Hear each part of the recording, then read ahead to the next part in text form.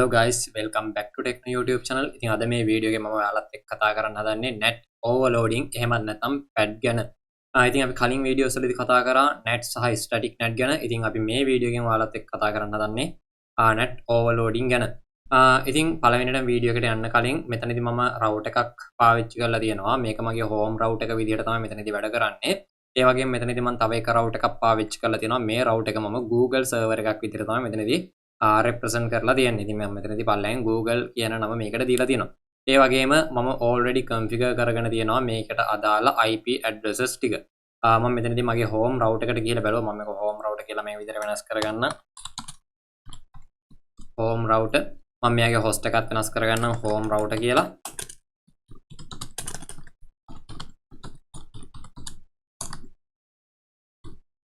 home router මම මෙතනදී ගිහිලා මෙයාගේ do show IP int brief කියන command එක ගහලා බැලුවොත් මම මෙතනදී already මගේ interfaces දෙකට IP address allocate කරගෙන තියෙනවා 10.1.1.254 ඒ වගේම 8881 කියන gigabit ethernet 001 එකට assign වෙලා තියෙනවා. ඒ වගේම gigabit ethernet 000 එකට 10.1.1.254 කියන IP address එක assign වෙලා තියෙනවා. ඒ වගේම මේ status සහ protocols දෙකම up විදිහට තමයි දෙන්නේ. ඒ කියන්නේ මෙන්න මේක හරි විදිහට වැඩ කරන විදිහට තමයි මේ වෙලාවේදී අපේ මේ router එක වැඩ කරන්නේ. ඒ වගේම මම මගේ දෙවෙනි router එකෙත් gigabit ethernet 000 එකට IP address එකක් දාගත්තා මගේ Google server එකට. මම මෙතන show IP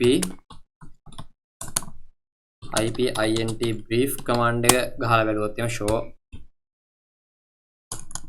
IP interface brief command එක මෙතනදී type කරලා බලුවොත් ඔයාලට බලා ගන්න පුළුවන් gigabit ethernet 000 එකට assign වෙලා තියෙනවා 8.8.8.2 කියන IP address එක. ඉතින් මම මෙතනදී DHCPත් enable කරගෙන තියෙනවා මෙන්න මේ side එකට. ඒ කියන්නේ මගේ home network එක side එකට මම DHCP enable කරගෙන තියෙනවා. මම මගේ Google network එක statically තමයි configure කරලා තියෙන්නේ.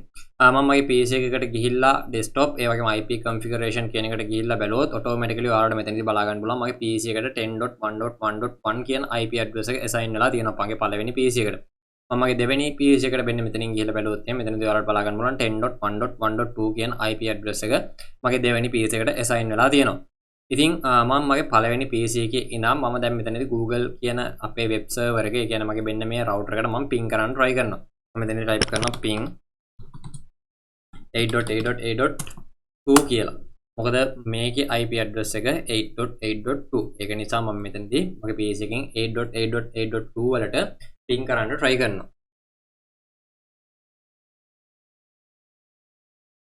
ඔයාලට පේනවා ඇති මෙතනදී මෙයා time request out කරනවා. يعني request time out කරනවා. මෙයා මෙතනදී කිසිම communication එකක් ඒ කියන්නේ අපේ මෙන්න මේ PCs වලින් නම් Google එකත් එක්ක කරන්නේ නැහැ. මම මගේ router එකට ගිහිල්ලා මම මෙතනදී end වෙලා show IP net translation කියන command එක ගාලා බලුවොත් ඔයාලට පේනවා ඇති මෙතනදී කිසිම IP net translation එකක් මට පෙන්වන්නේ නැහැ. මේකට හේතුව මම තාමත් මෙතන IP net enable කරලා නැති නිසා. මෙතනදී බැලුවොත් එහෙනම් මගේ මෙතනින් මගේ PC එකත් මෙතනදී request time out කරලා තියෙනවා. සේරම මගේ ඒ කියන්නේ මම ping කරපු හැම message එකක්ම request time out කරලා තියෙනවා server එකට. මම මගේ home router එකට ඇවිල්ලා configuration terminal එකට ගිහිල්ලා පළවෙනියටම interface GI000 එක. ඒ කියන්නේ මෙන්න මේ side එකේ interface එක මෙන්න මේ interface එක මේක තමයි මට net කරන්න ඕන interface එක. ඉතින් ඒක නිසා මම මෙයාගේ type කරනවා net inside interface කියලා.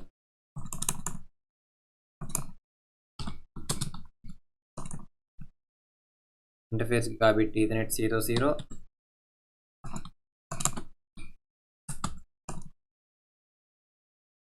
IP net inside IP net inside කියලා මම මේ විදිහට type කරගන්නවා. ඉස්සෙල්ලා මට ගියාදී මෙතන IP කියන command එක වැදිලා නැහැ. IP net inside කියන command එක මම මේ විදිහට මෙතන type කරගන්නවා. ඊට පස්සේ ඇවිල්ලා මගේ gigabit ethernet 001 එක ඇවිල්ලා test කරලා බලනවා. මම මෙතනදී interface GI001 මේ interface එක මගේ outside interface එක කියන්නේ net කරන්නේ නැති මගේ outside interface එක තමයි මෙන්න මේ interface එක කියන්නේ gigabit ethernet 0001 එක තමයි මගේ outside interface එක. ඉතින් මම මෙතනදී මේ විදිහට click කරගෙන මම මෙයාට කියනවා IP net outside කියලා. මම මෙයාව මේ interface එක outside net interface එක විදිහට නම් කරනවා. ඊට පස්සේ මම ආයෙම සරයක් ඇවිල්ලා මගේ PC එකෙන් ඇවිල්ලා මම මෙතන ping කරලා බලනවා. ඔයාලට පේනවා ඇති ඒත් මෙයා ping වෙන්නේ නැහැ. මම මෙතනදී ඇවිල්ලා check කරලා බැලුවොත් එහෙම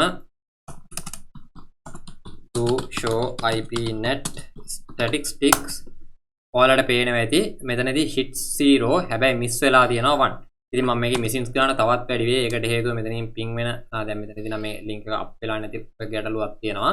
මම මෙතනින් ආයෙම සරයක් ping කරොත් එහෙනම් මම මෙතනදී ping කරලා පොඩක් fast forward කරොත් එහෙනම් ඔයාලට බලා ගන්න පුළුවන් misses ගාන 5ක් වෙලා තියෙනවා. ඒ කියන්නේ මේ දෙවෙනියට යවපු හතරම packets හතරම miss වෙලා තියෙනවා.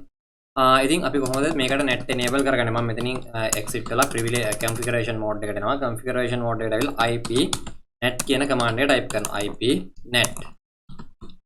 IP net ඊට පස්සේ මෙයා අහනවා inside the outside ද කියලා. ඉතින් මට net කරන්න ඕන මේ time එකේදී inside එක. ඒක නිසා මම inside interface එක තමයි මෙතනදී select කරන්නේ. IP net inside කියලා type කරනවා. මම මෙතනදී ආවම ආයම සරයක් question mark එක ගියොත් source එක මොකක්ද කියලා අහනවා. මම මෙතනදී මෙයාට source එක දෙනවා list එකක්. අපි මෙතනදී අපි පාවිච්චි කරන්න හදන්නේ dynamic net. අපි මෙතනදී පාවිච්චි කරන්න හදන්නේ නැහැ static net. මෙයා මෙතනදී අපි කරන්න හදන්නේ overloading. ඒ කියන්නේ ඇත්තම කතාව කිව්වොත් අපි මෙතනදී pad දාන්න හදන්නේ port address translation කියන එක assign කරන්න හදන්නේ. ඒක නිසා මම මේ විදිහට list කියන එක දෙනවා. මෙතනදී මේ list කියලා කියන්නේ access control list. ඒ කියන්නේ ACL වලට තමයි මෙතනදී list කියලා කියන්නේ. අපි තවමත් ACL ගැන කතා කරලා නැහැ. ඉස්සරහා videos වලදී අපි ACL ගැන කතා කරනවා net වලට පස්සේනේ videos වලදී. හැබැයි මෙතනදී මම ඔයාලට කියලා දෙනවා simply ACL එකක් හදාගන්න කොහොමද කියන එක. ඉතින් මෙතනදී IP net inside source list එක මම මේක number 1 කියලා දෙන්නම්. මම මෙයාගේ number එක විදිහට මෙයාගේ name එක විදිහට මෙතනදී address number for local address කියලා දෙනවා. access list number for local address කියලා තියෙනවා. Cisco packet tracer වල බැලුවොත් ඔයාලට access list හදන්න පුළුවන් 1 to 200 ඒ කියන්නේ 199 යනකම් විතරයි. ඒක නිසා මෙයා මෙතනදී මේ විදිහට පෙන්නලා තියෙනවා. එහෙම නැත්නම් අපිට access list එකේ name එක මෙතන දෙන්න පුළුවන්. ඉතින් මෙතනදී මට access list එකේ name එකක් නැති නිසා මම මෙතන simply 1 කියලා දෙන්න. access list 1 කියලා දෙන්න. මේ විදිහට access list 1 කියලා දීලා මම මේ විදිහට question එක ගහුවම මෙයා අහනවා outside interface එක මොකක්ද කියලා.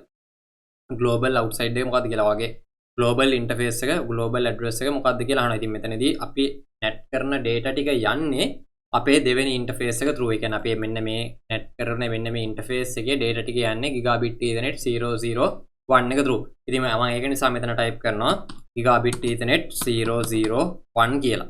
gigabit ethernet 001 කියලා sorry interface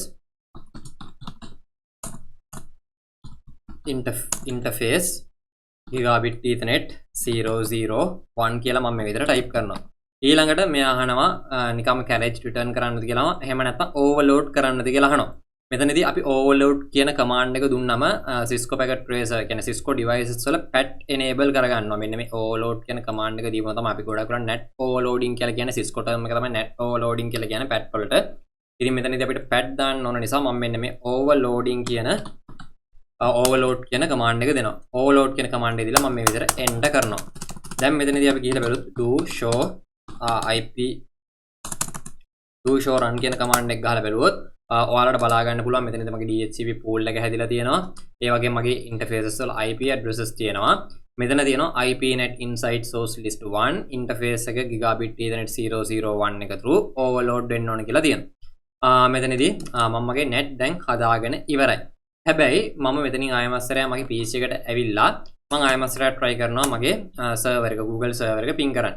හැබැයි ඔයාලට බලා ගන්න පුළුවන් මෙතනදිත් මෙයා Google server එක ping කරගන්නේ නැහැ. මේකට හේතුව අපි net overload කරා කියලා විතරක් මදි. අපි net දැම්මා කියලා විතරක් මදි. අපි access list එකකුත් හදන්න ඕනේ. කියන්නේ access control list එකක් මෙතනදී අපි හදන්න ඕනේ. ඉතින් මම මෙතනින් ආයමස්සරයක් මගේ router එක ඇතුළට ගිහිල්ලා මම මෙතන type කරනවා access list 1. මොකද මම 1 කියන ID එකනේ උඩ දුන්නේ. මම list එකේ ID එක විදිහට දුන්නේ. මෙතනදී ඔයාලා බැලුවොත් එහෙම IP net inside source list 1 කියලා තියෙනවා. ඒ කියන්නේ access list 1 එක තමයි මට හදන්න ඕන. ඉතින් මෙතනදී මම simple access list එකක් හදන්නේ. මම මේක සම්පූර්ණයෙන්ම permit කරලා දාන්නම්. any ඕන host එකක්, ඒ කියන්නේ ඕනම source host එකක් මේකෙන් යන්න පුළුවන්. ඒ කියන්නේ මම මේ සම්පූර්ණ permissions මෙයාට දෙනවා. permit කරනවා ඕනම data එකක් යන්නත් පුළුවන්, එන්නත් පුළුවන්. මෙන්න මේ access list 1 එකට. ඒ කියන්නේ access list 1 එකට data එන්නත් පුළුවන්. ඒ වගේම යාට යවන්නත් පුළුවන්. මෙයා කිසිම block එකක් නැහැ. හැම ඕනම දෙයක් යාට කරන්න පුළුවන්. ඉතින් මේක තමයි මම කිව්වේ access list 1 permit any කියලා. ඉතින් අපි access list ගැන ඊළඟ වීඩියෝ වලදී ටිකක් වැඩියෙන් කතා කරමු. මම දැනට මෙතනදී access list 1 permit any කියලා දීලා මම විතර enter එක ගහනවා.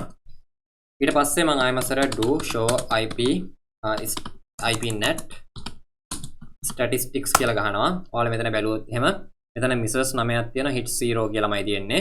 මම මෙතනින් ඇවිල්ලා ආයෙම අසරය මගේ PC එකට ඇවිල්ලා මම ආයෙම අසරය මේ විදිහට මේක පින් කරනවා මගේ සර්වර් එක පින් කරනවා. ඔයාලට බැලුවොත් පේන්නේ නැති පළවෙනි එක විතරක් ආප් මැසේජ් එක නිසා ආප් එක නිසා කියන්නේ අපි address resolution protocol එකෙන් යාට MAC address learn කරන්න ඕන නිසා පළවෙනි එක යා drop කරනවා.